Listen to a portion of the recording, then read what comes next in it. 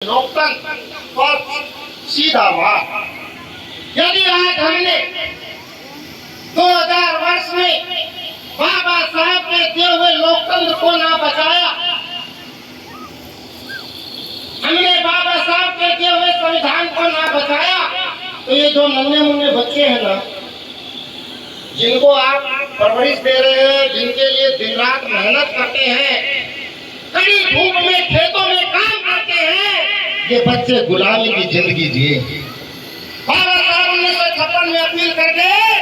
मेरे देश के लोगों, अम्बेडकरवादी लोगों, मुझको मेरा सम्मान करने वाले पढ़े लिखे लोगों, यदि आप कुछ करना चाहते हो तो मैं आपसे अपील करता हूँ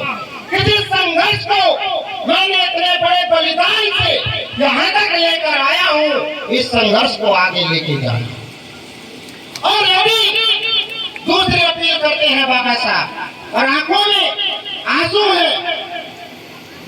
इस समाज से अपील करते हैं, इस अछूत समाज से जिसको पानी पीने का अधिकार नहीं था, जिसको कपड़े पहनने का अधिकार नहीं था। आज हम देखते हैं हमारी माताएं बहनें सुंदर सुंदर सूट और सुंदर सुंदर साड़ियां पहनती हैं, वही बाबा साहब की पत्नी जीवन संगनी माता रमाबाई अम्बेडकर अपने जीवन में एक साड़ी नहीं पहन पाई,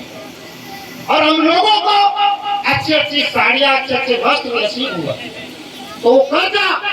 चुकाने के लिए बाबा साहब डॉक्टर भीमराव अम्बेडकर जी ने दूसरी अपील की कि यदि आप आगे ना बढ़ा सके तो इस संघर्ष को रुकने मत देना, इसको रुकने मत देना।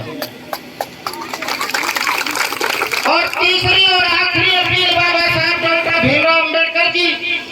हमें जीवन दान देने वाले, मान सम्मान स्वाभिमान देने वाले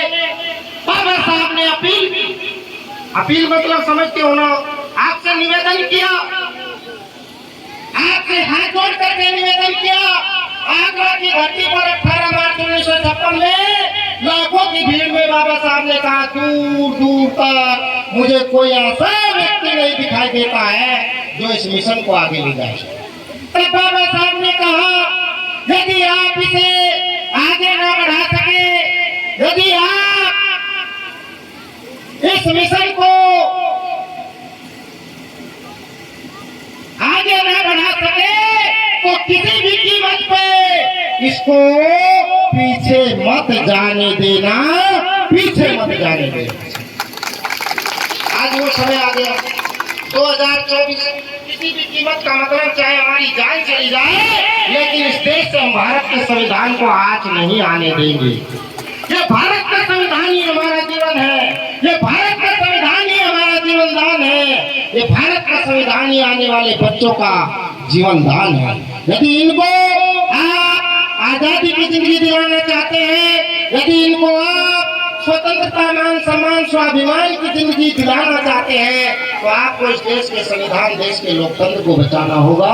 ये मेरी आपसे हाथ जोड़ के अपील है। और इसके लिए हर घर में समता सैनिक का एक जवान होना चाहिए, एक बेटा एक बेटी बाबा साहब की स्मृति में होनी चाहिए, तब आप बाबा साहब के सच्चे सिपाही कहलाएंगे। इसी के साथ मैं अपनी बात को विराम करूंगा, लेकिन